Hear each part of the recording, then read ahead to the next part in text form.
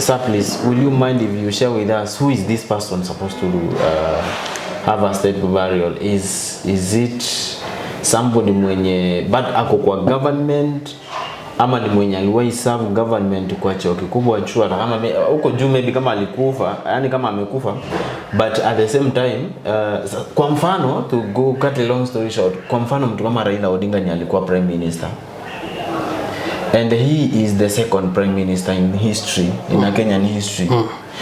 Does it mean that even that position yenye angehold angepatiwa because of politics? Hata vile Raila Odinga kijanaka alikufa, si alikuwa on the other side of the politics. Did the government was he given a state burial? But if the son of Uhuru today died, he'll be given state burial. So it depends how you are close to the government. Because today, if I oppose the government today, if today even my statements are against the government, the following day the government will mobilize all the resources to focus on me, where I eat, where I sleep, who am I calling, but they don't care about the interest of the public. That's the government that we have. So Gachagua, he went late.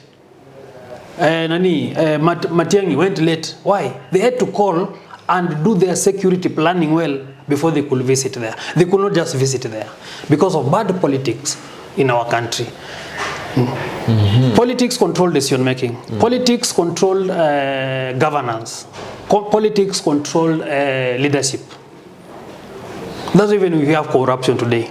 You see Ruto talking about corruption, sijui SHA, sijui which hospital alifungwa, sijui which hospital, St. Mary's, Mumias, sijui St. Mary's, Nairobi. What about the people, the insiders in the government who are stealing and is not calling them out, but is calling out people, institutions that are stealing the money? Why don't he call out? Because today we have Mercy Mwangangi, the CEO of SHA. You see he's using 77 million to pay legal firms to recover 13 million. That's a scandal. Have you seen Ruto talk about it? We've seen his citizen going down. Money going to somebody's account. Have Ruto talked about it? But he's talking about other institutions that are eating government's money. So what I'm saying that politics has taken center stage. It's easy for me now to go to Uhuru Park, construct a flat, nijenge gorofa kubwa. Alafu hiyo gorofa niandike tu Ruto atukuzwe. Hata DCI watanitafuta. Kuna kitu nimeditate saa hii. Na nimekumbuka. Na unajua vizuri kwa mtu mkubwa kama wewe lazima nikuulize. You see, since independence, Kenya imekuwa na generations za uongozi. And so far so good.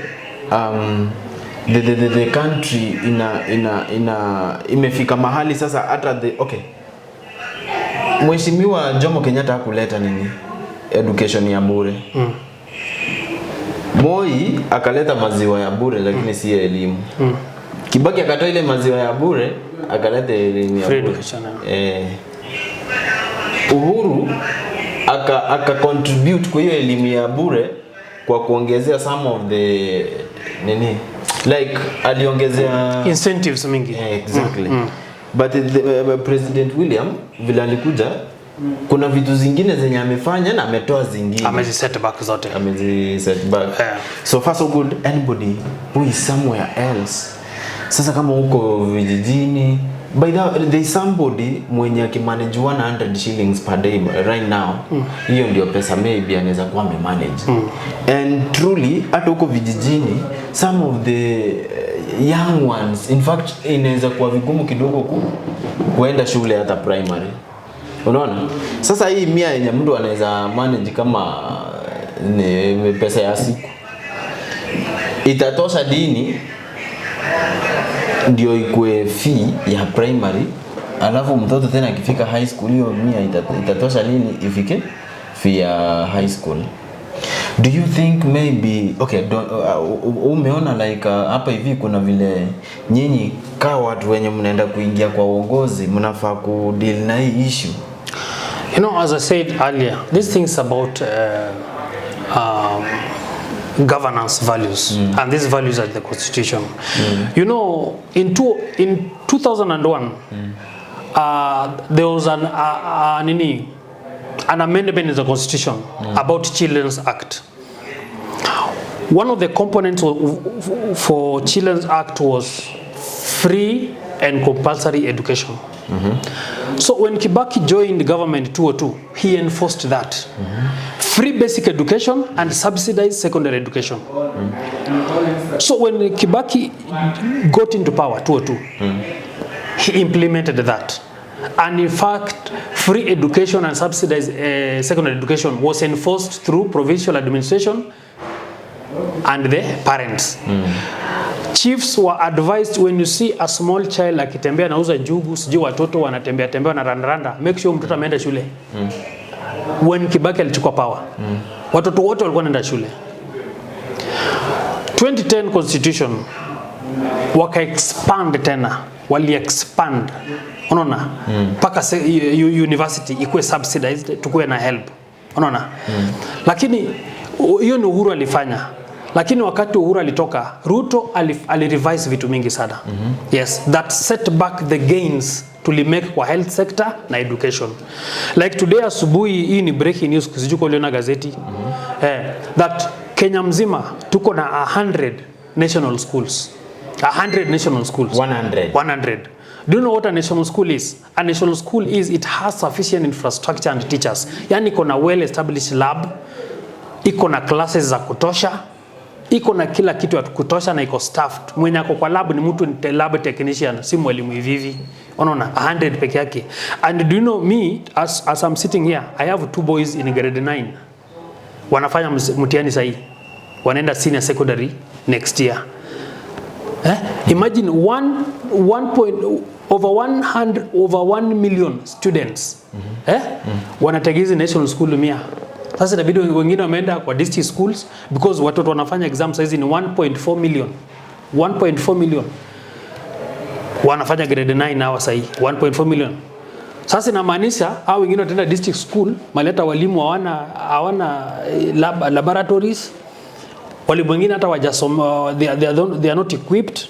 Unaona, village schools, you know village schools, because we have 100 national schools. So this is zingine ni village schools zote. Hebu niambie, are we giving them equal chances of education? No. Yes, that's why at the end of the day utapata wengi wachache ndio wameenda, wengi wako kwa streets, wengine hawawezi.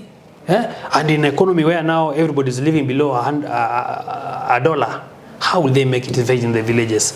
So that's what I'm saying. Leadership is about a leadership kama ile ya Kibaki ambayo yeye mwenyewe aliamua, no, these policies must be implemented. Leadership needs honesty, competency, and vision. These are the things that will propel you. So first, do you have any plan maybe to work together with the likes of the former CJ, Maraga, Freddy Matiang'I, Kalonzo Musyoka, and Rigathi Gachagua, so that you see, they said that okay, are you ready? Okay, are you in the united opposition team? Okay, I've got calls.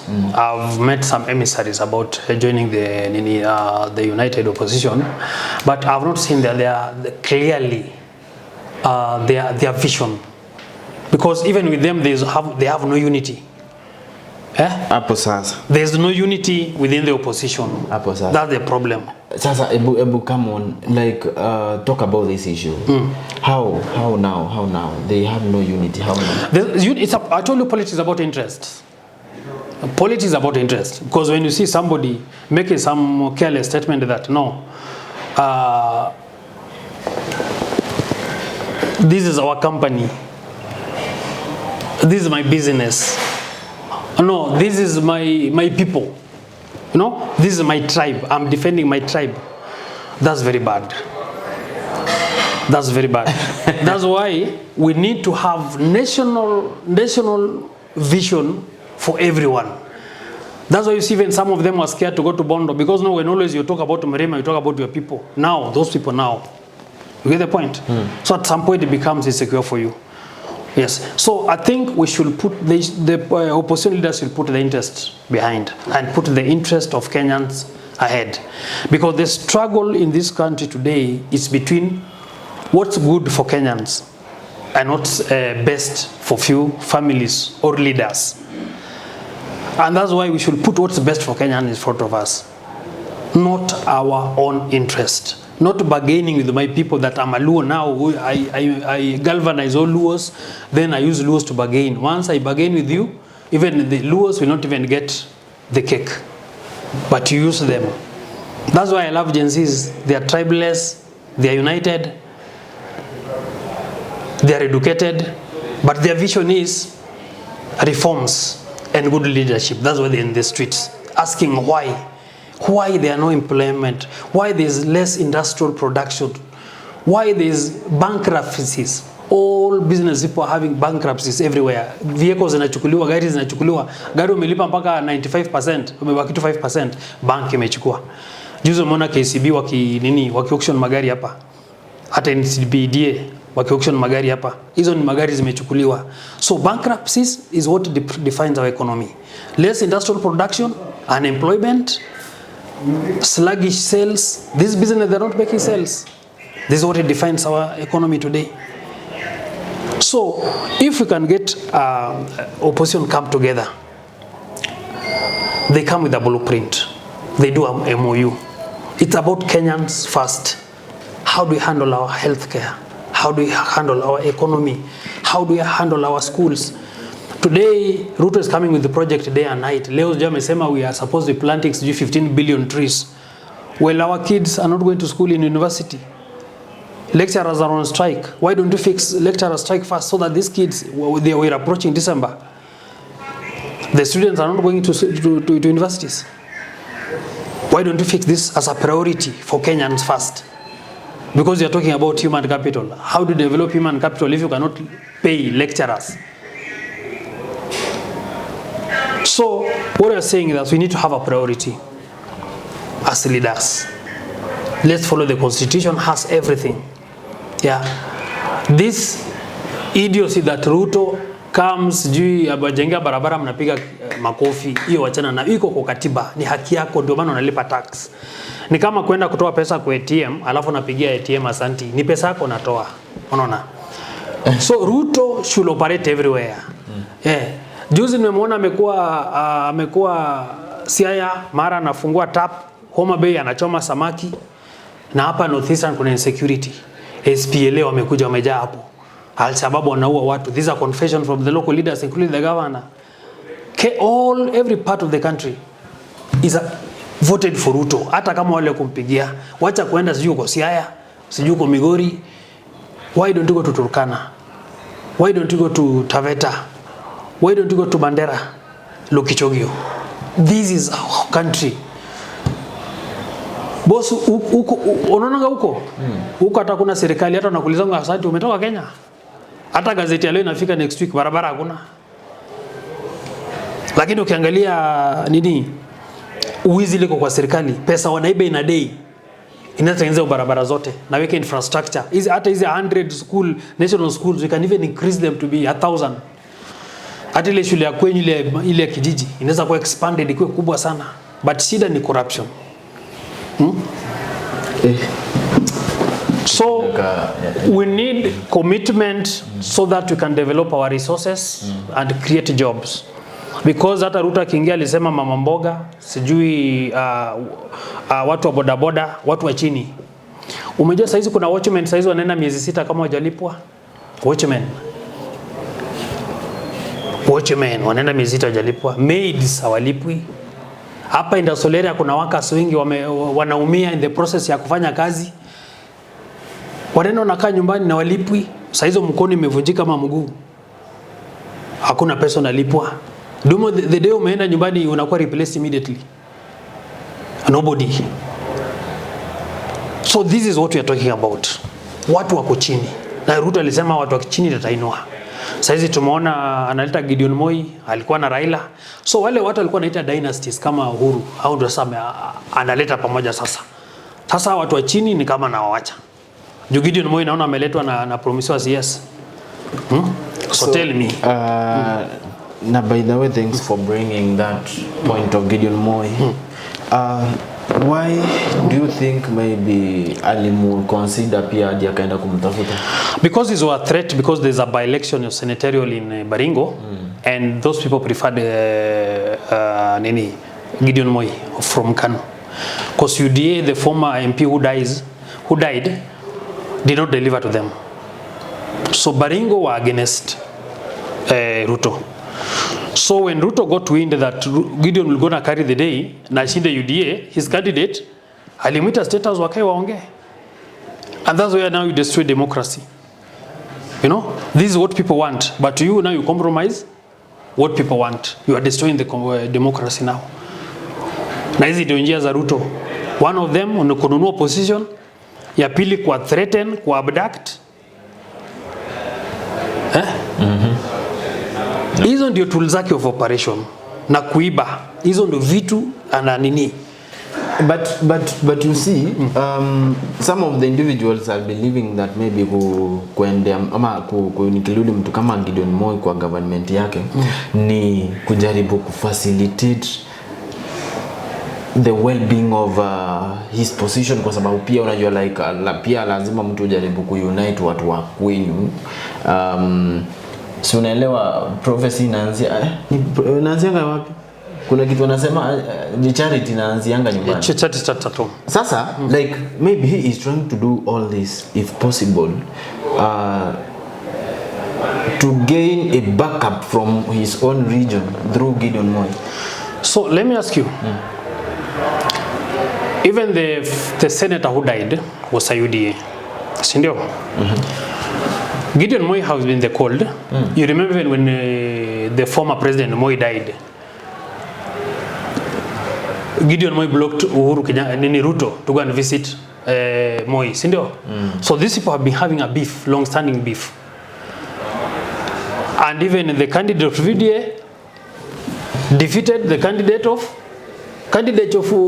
Gideon Moi. He ran as a senator and he failed. No. But now when this person died, the people realized, no, there's leadership in this guy. This Gideon Moi has leadership. Another party can help us than UDA. So Ruto got wind of this, that he's going to be trounced in his own yard. So he had to bring in Gideon Moi. If he was union, he could have engaged the people, public participation. That's the constitution. Go engage them. No. Gideon Moi want to run for senatorial, but I want him to be a minister. Give me your opinion as the area leaders or of the people. Now, why do they distance themselves from Gideon Moi, and now they have their own Gen Z? Huyu ametoa mpaka pay bill. Anachangiwa pesa ya kufanya campaign. Kuna Gen Z wametoa saizi, wamejidistance. Gen Z wote wa Baringo wamejidistance na nini na vitu za Ruto. So kama wangefanya kwa njia mzuri, awangekataa. Lakini sasa alifanya kwa njia ambayo yake kwa matakwa ya